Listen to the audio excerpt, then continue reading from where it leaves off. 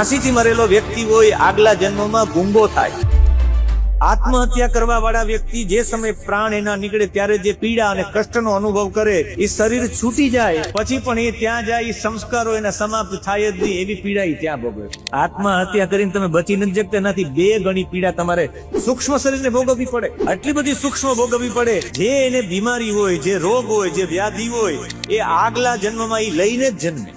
લગભગ અવસ્થા, આ અવસ્થામાં જે અવસ્થામાં તમે દેહ છોડ્યો હોય એ જ અવસ્થા ભોગવવી પડે. ફાંસીથી મરેલો વ્યક્તિ હોય, ફાંસીથી મરેલો વ્યક્તિ હોય આગલા જન્મમાં ગુંગો થાય. સમજવાનું કે ફાંસીથી મરેલો છે એ ગુંગો થઈને જે કષ્ટ ભોગવે એ જ યાતના છે, નરકની યાતના. કોઈ ઝેર પીને મરી ગયેલો વ્યક્તિ હોય ને ચામડીના રોગ થાય, મટે જ નહીં. સમજવાનું કે આમણે ગયા જન્મમાં ઝેર પીધું છે ને જે ચામડીના રોગ મટે નહીં, ચામડીના રોગ મટે નહીં. સમજવાનું આ જ છે નરકની યાતના. અસ્ત્ર શસ્ત્રથી મરેલો વ્યક્તિ છે અપંગ અને લૂલો, લંગડો થાય માણસ, અને જે કષ્ટ ભોગવે એ જ નરકની યાતના છે.